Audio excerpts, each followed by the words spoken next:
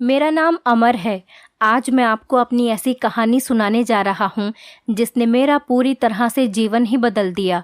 मैं चाहकर भी आज तक इससे नहीं निकल सका। जब वो लड़की मेरे जीवन में आई थी, मैं फूड डिलीवरी का काम करता था, जबकि मैं ठीक ठाक पढ़ा लिखा था, मगर ये काम करना मेरी मजबूरी थी।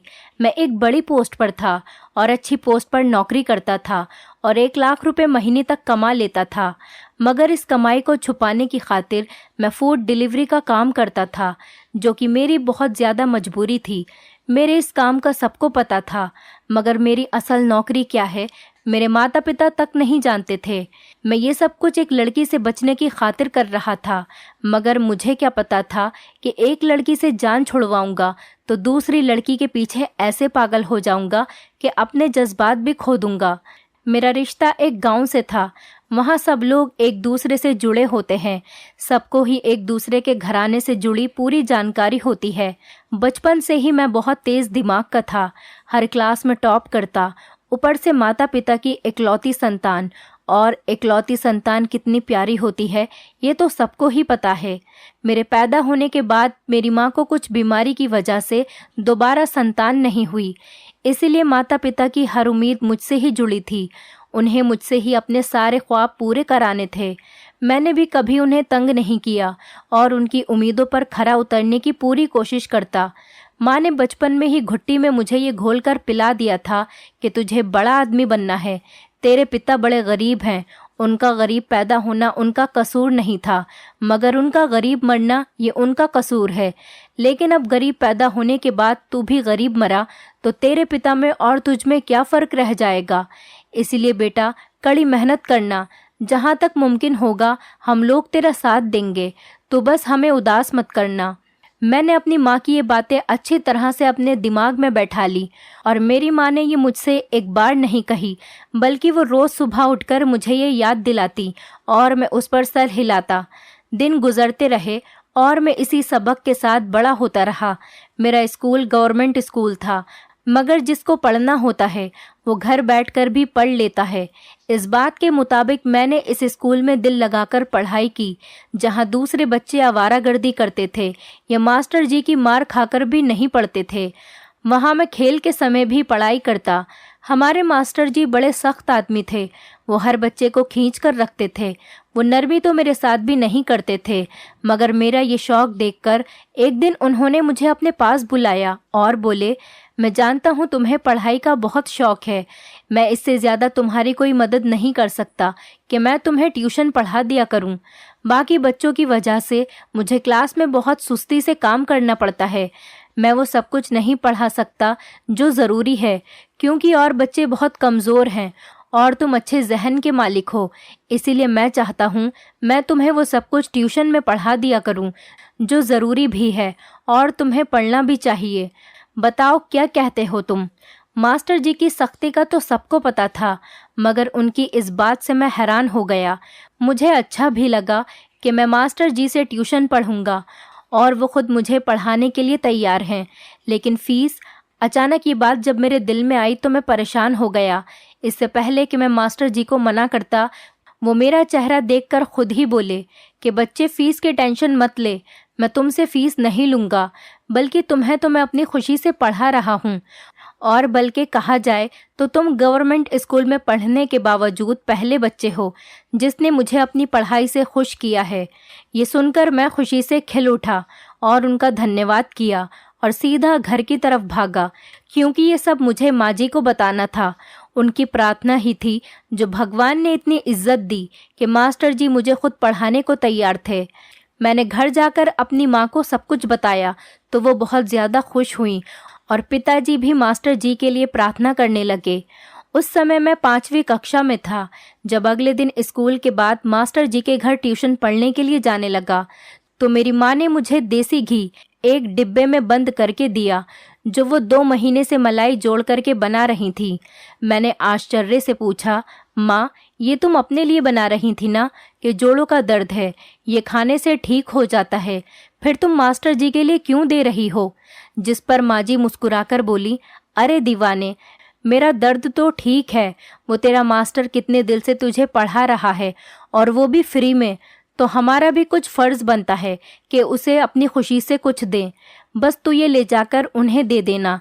न चाहते हुए भी मैंने माँ से वो घी का डिब्बा ले लिया। जब मास्टर जी के घर पहुँचा तो वो अखबार पढ़ रहे थे। मुझे देखकर खुश हुए और बोले, चलो जल्दी से अंग्रेज़ी की किताब लाओ, मैं तुम्हें आज टेंस कराता हूँ। उस दिन के बाद मेरी ज़िंदगी बदलती चली गई। मैं स्कूल के बच्चों से बहुत आगे था, मगर परिचय वही देता जो बाकी बच्चे देते, मगर मेरी पढ़ाई उनसे कहीं ज़्यादा आगे की थी। 6 महीने के अंदर मेरे सारे टेंस भी क्लियर थे और मैं याद भी अच्छे से कर लेता। इस तरह 8वीं कक्षा तक मैं इसी स्कूल में पढ़ता रहा। मगर शुक्रिया है मास्टर जी का, उन्होंने मेरी बहुत मदद की, कदम कदम पर मेरा साथ दिया और मुझे मुफ्त में पढ़ाया। मैं इकलौता बच्चा था जो उनके घर पर ट्यूशन पढ़ता था। वो पैसे लेकर भी किसी बच्चे को नहीं पढ़ाते थे। मुझे इस बात पर भी गर्व था कि मैं इकलौता बच्चा हूँ जिसे मास्टर जी ट्यूशन पढ़ाते हैं। तो कक्षा 8 तक मैं बहुत अच्छा हो चुका था। पढ़ाई में मुझे कक्षा 10 की परीक्षा भी देनी पड़े तो मैं अच्छे नंबरों से पास कर जाता। हमारे गांव में कक्षा 8 तक ही स्कूल थे। बहुत से लड़के तो 8वीं तक पढ़कर ही बस कर गए। मेरे अलावा 2 और लड़के थे जिन्होंने आगे पढ़ने का सोचा। मास्टर जी ने शहर में बात करके दाखिला करा दिया। मैं रोज़ सवेरे 6 बजे बस की छत पर बैठ जाता और शहर पहुंच जाता। इसी तरह वापस आते हुए भी मुझे 5 बज जाते थे, लेकिन पढ़ाई का जुनून मुझे रुकने नहीं देता था। ये सब सफ़र और थकावट मुझे रोकते नहीं थे, बल्कि मैं दुखते जिस्म के साथ अगले रोज़ नई उम्मीदों के साथ उठता था कि आज के दिन कुछ नया सीखने को मिलेगा। 10वीं में किसी मास्टर ने भी मास्टर जी की तरह दिलचस्पी तो नहीं ली, लेकिन मैंने हिम्मत नहीं हारी। अब मैं मास्टर जी के पास तो नहीं पढ़ता था, लेकिन कुछ समय के लिए उनके पास जाता ज़रूर था। मैं उनका एहसान उम्र भर नहीं चुका सकता, क्योंकि वो अकेला इंसान था जिसने अपने अंदर का ज्ञान बूंद बूंद करके मेरे अंदर बिना किसी लालच के भर दिया था। मेरी फिक्र और माता पिता की प्रार्थना का फल ये मिला कि मैंने 10वीं के पेपर में टॉप कर लिया। मेरी इस कामयाबी पर हर कोई हैरान था। गांव वाले तो मुंह में उंगलियां दबाकर पूछते थे, अच्छा तू कुमार का बेटा है जिसने बोर्ड में टॉप किया। सब मेरे माता पिता की किस्मत को बोलते और माएँ अपने बच्चों को मुझ जैसा बनने की नसीहत करती, जिस पर ज़्यादातर बच्चों को मुझसे नफरत हो गई थी। गांव की लड़कियां जिन्हें मेरी तरक्की के बारे में पता चला तो वो भी मेरे सपने देखने लगीं, मगर उस समय इन सब बातों से मैं अनजान था। मुझ में कुछ करने का जुनून था। मुझे सिर्फ बड़ा आदमी बनना था, जिसे देखकर मेरे माता पिता मुझ पर फख्र करते। उसके बाद मैं गांव में सबकी नज़रों में आ गया। मेरे माता पिता को भी बहुत इज्जत मिलने लगी। वो लोग जो मेरे माता पिता से मिलना भी पसंद नहीं करते थे, अब वो खुद कार्ड भेज भेज कर उन्हें अपने घर पर शादियों में बुलाया करते थे। जब कभी ऐसा होता तो पिताजी की आंखों में आंसू आ जाते और मुझे चूम कर कहते, बेटा ये सब कुछ तेरी वजह से ही हुआ है। तूने ही मुझको इतनी इज्जत दिलाई है जिसके लिए मैं उम्र भर तरसता रहा था। अब गांव की औरतें भी बिना किसी काम के ही माँ के पास आकर बैठ जाती और बातों बातों में अपनी बेटियों के बारे में बताने लगती। मेरी बेटी फला काम में माहिर है। मेरी बेटी को खाना बहुत अच्छा बनाना आता है, जिससे साफ जाहिर होता कि अगर कभी मेरी शादी के बारे में सोचा जाए तो उनकी बेटी को भी ध्यान में रखा जाए। लेकिन मेरे माता पिता को अभी मेरी शादी नहीं करनी थी। मुझे भी अभी अपने करियर पर ध्यान देना था और कुछ बनना था। स्कूल में टॉप करने के बाद मुझे स्कॉलरशिप पर एडमिशन मिल गया। अब मैं वहीं हॉस्टल में रहने लगा, क्योंकि अब पढ़ाई बहुत ज़्यादा कठिन थी और रोज़ रोज़ मैं इतना लंबा सफ़र नहीं कर सकता था। हॉस्टल कॉलेज वालों का था तो मुझे वहाँ आराम से एक कमरा मिल गया। अब आराम से हर हफ्ते मैं अपने घर का चक्कर लगा लिया करता था।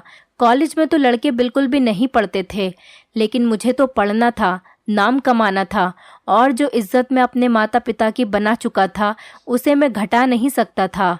मुझे और ज़्यादा उनकी इज्जत बढ़ानी थी। दिन रात का फ़र्क किए बिना मैंने वहाँ भी खूब मेहनत से पढ़ाई की, जिसका नतीजा ये निकला कि मैंने वहाँ भी टॉप किया। अब तो गांव में भी हल्ला मच गया था। हर जगह मेरी ही बात होती और गांव वाले अपने बच्चों को मेरी मिसाल देते और गांव के लोग मेरे पिता को साहब कहकर बुलाते। सब समझ चुके थे कि अमर बहुत आगे जाएगा, लेकिन शायद किस्मत को कुछ और ही मंजूर था। काश मैं समझ पाता कि इतनी इज्जत भी अच्छी नहीं होती। जब आदमी कामयाबी की बुलंदियों पर पहुंच जाता है तो उतने ही दुश्मन भी बन जाते हैं जिसका सामना वो अकेले नहीं कर सकता। मेरे साथ भी ऐसा ही कुछ हुआ। जब मैं कॉलेज से वापस आया तो पूरा गांव हमारे घर में जमा था और मिठाइयों के साथ मुझे मुबारकबाद भी दे रहे थे। और बहुत सी औरतें तो अपनी बेटियों को भी अपने साथ लेकर आईं और माँ से मिलवाने लगीं और बताने लगीं कि मेरी बेटी तो अच्छी है, हर काम कर लेती है, खाना भी बहुत अच्छा बनाती है, बड़ों की बहुत इज्जत करती है। पहले मेरे लिए एक दो रिश्ते आए थे, लेकिन अब तो आधा गांव मुझे अपना दामाद बनाना चाहता था। माँ पिताजी तो घबरा ही गए थे और मेरी तो हालत खराब हो रही थी ये सब कुछ देखकर। लेकिन जो भी हो, एक दिन तो मुझे शादी करनी ही थी, तो माँ ने सोचा रिश्ता देख ही लेती हूँ, फिर बाकी सब खुद ही पीछे हट जाएंगे। लेकिन परेशानी ये थी, रिश्ता करें तो करें किसके साथ, क्योंकि एक के साथ रिश्ता जोड़ते हैं तो दूसरे को बुरा लग जाएगा। और किसी की लड़की में भी कोई ऐब नहीं था। गांव की सभी लड़कियां सुंदर और सुशील थीं, लेकिन सब में एक बात बराबर थी, कोई भी लड़की पढ़ी लिखी नहीं थी। माँ ने मुझसे पूछा तो मैं खामोश रहा, किसी के बारे में कुछ नहीं कहा, क्योंकि मुझे तो कोई भी लड़की पसंद नहीं थी। पिताजी ने फैसला कर लिया कि अभी कोई रिश्ता तय नहीं करेंगे, क्योंकि वो किसी को भी अपना दुश्मन नहीं बनाना चाहते थे। अभी अभी तो लोगों ने पिताजी की इज्जत करनी शुरू की थी, तो अब वो कैसे अपनी इज्जत को हाथ से जाने देते। लेकिन मेरा बुरा समय शुरू हो चुका था जब मेरे घर चौधरी की पत्नी ने कदम रखा था। उसने 500 का नोट और मिठाई की टोकरी माँ के हाथ में दे दी और मुबारकबाद भी दी। ये देखकर माँ बहुत खुश हुई कि अब तो चौधरी के घर से भी हमारे घर मुबारकबाद आने लगी। मगर ये उनकी भूल थी कि वो औरत बगैर किसी मकसद के हमारे घर आई है। दूसरे दिन ही चौधरी ने पिताजी को अपने घर पर बुलाया। पिताजी बहुत तैयार होकर चौधरी के घर गए, वरना चौधरी तो क्या, कोई भी लीडर हो, पिताजी न अपने कपड़ों का ख्याल करते, न ये देखते कि मैं नहाया धोया हुआ हूँ या नहीं, बस अपनी टूटी चप्पल पैर में पहनते और चले जाते। लेकिन आज मैं घर पर ही था, क्योंकि यूनिवर्सिटी के एडमिशन में अभी टाइम था। पिताजी नहाए धोए, दिवाली का नया जोड़ा पहना और बालों में कंघी की और चौधरी के घर चले गए। वो तो मुझे भी अपने साथ ले जाना चाह रहे थे, लेकिन मैंने मना कर दिया, क्योंकि मैं लोगों से मुबारकबाद ले लेकर थक चुका था। अब मुझ में और हिम्मत नहीं थी, मैं बहुत ज़्यादा थका हुआ भी था। कल का सारा दिन मेहमानों में निकल गया था, मैं आराम नहीं कर पाया था। पिताजी को आने में बहुत समय लग गया। माँ भी परेशान हो गई थी, लेकिन मैं परेशान नहीं था। जानता था चौधरी भी वही बातें कर रहा होगा जो पूरा गांव कर रहा है कि अमर हमारे गांव का फक्र है, उसे बड़ा आदमी बनाना ताकि वो हमारे साथ साथ पूरे गांव के काम आए, सबका नाम रोशन करे। लेकिन जब पिताजी वापस आए तो उन्होंने मेरी सोच से अलग ही सब कुछ बताया। उन्होंने बताया कि चौधरी तुम्हारा रिश्ता मांग रहा था।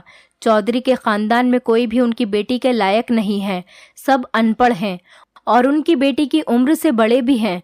वो अपनी बेटी की शादी एक पढ़े लिखे समझदार लड़के से करना चाहता है जो उसकी ही उम्र का हो और वो उसके साथ खुश रहे। इसके बदले वो जमीन भी देगा। पिताजी की बात सुनकर मैं हैरान रह गया। सब लोग अपनी बेटी की शादी मुझसे क्यों कराना चाहते हैं? ऐसा भी क्या है मुझ में? बस अच्छे नंबर से पास ही तो हुआ हूँ। पिताजी की आंखों में आंसू आ गए और वो मुझे फक्र से देखने लगे। उन्होंने मुझे अपने सीने से लगाया और कहने लगे, तुम्हारी वजह से हमें ये इज्जत मान मिला है। अब वो और मैं अपनी ही सोचों में गुम। अब मुझे कुछ समझ नहीं आ रहा था। पिताजी तो मेरा रिश्ता भी तय कर आए थे और मेरी मंगनी अगले हफ्ते ही थी। मैंने पिताजी से कहा कि मुझे उससे शादी नहीं करनी, मैं किसी पढ़ी लिखी लड़की से शादी करूंगा। पिताजी मेरे सामने हाथ जोड़ने लगे और बोले कि बेटा, मेरा मान रख लो और इसी लड़की से शादी कर लो, वरना मेरी इज्जत मिट्टी में मिल जाएगी। मैं चुप हो गया, क्योंकि मेरे पास इसके अलावा कोई और दूसरा रास्ता भी नहीं था। लेकिन मेरे साथ जो हुआ उसने मुझे बागी कर दिया। मेरी मंगनी हुई। उसके बाद चौधरी पिताजी को एक साइड पर ले गए और पता नहीं उनसे क्या क्या कहा।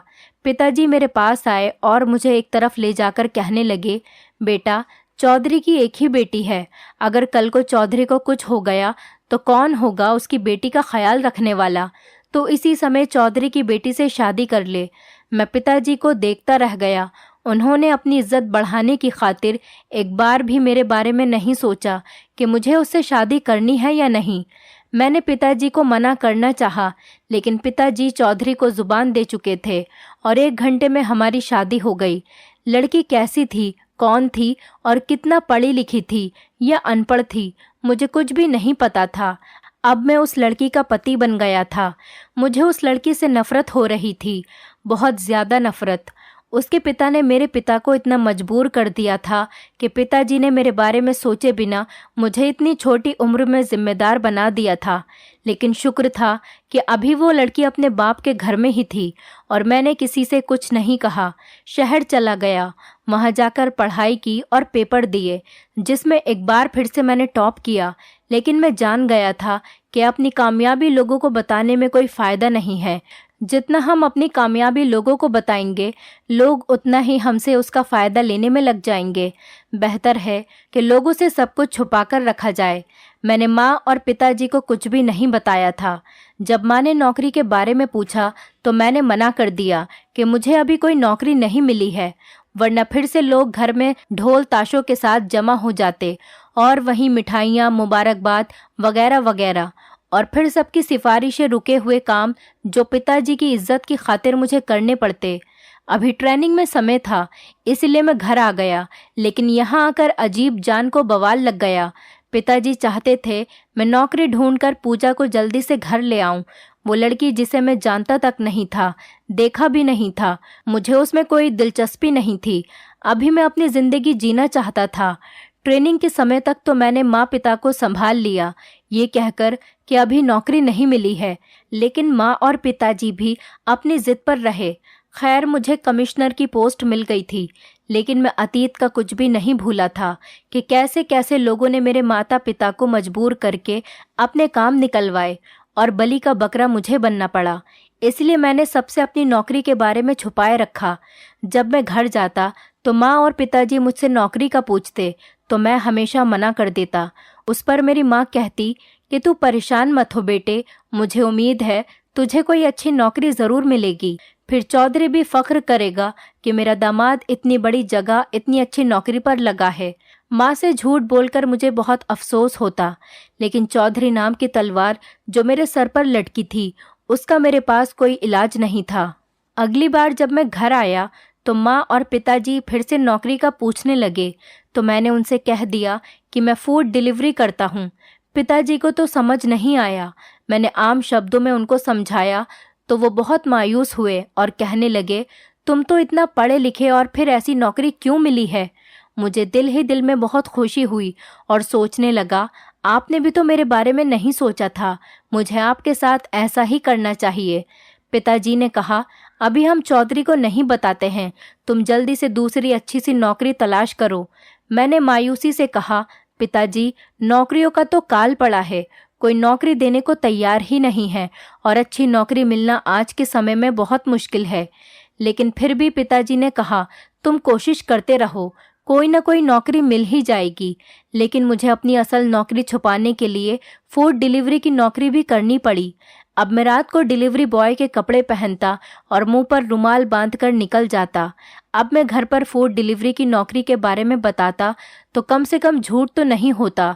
पिताजी ने फिर मुझसे पूछा कि क्या कोई अच्छी नौकरी मिली। मैंने बड़ी मायूसी से कहा, नहीं पिताजी। पिताजी ने मुझे अपने पास बिठाया और कहने लगे, चौधरी बहुत गुस्से में है और कहता है कि हमने तेरे पढ़े लिखे बेटे को देखकर अपनी बेटी की शादी की थी ताकि वो उसके साथ खुश रहे, लेकिन ऐसी नौकरी के साथ वो कैसे खुश रह सकती है। वो तलाक लेना चाहता है।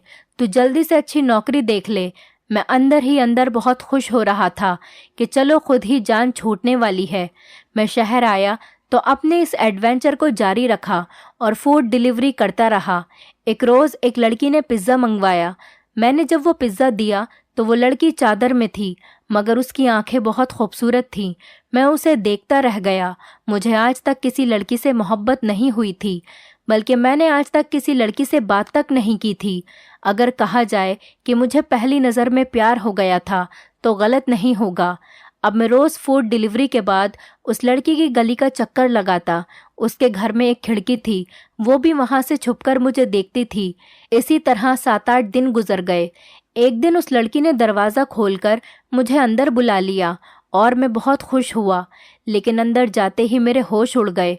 मैंने देखा सामने बिस्तर पर चौधरी लेटा हुआ था और उसने ऊपर तक चादर ओढ़ी हुई थी और मैंने वैसे ही रुमाल बांध रखा था, जिसकी वजह से चौधरी मुझे पहचान नहीं सका और देखते ही गुस्से से बोला कि क्या तमाशा लगा रखा है?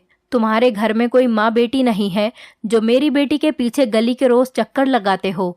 मैं अपने गांव का चौधरी हूँ, तुम्हें पुलिस से पकड़वा दूंगा। निकलो यहाँ से, आइंदा यहाँ पर दिखाई मत देना। मैं तो वहाँ से जैसे तैसे भागा और अगले दिन मैं गांव चला गया।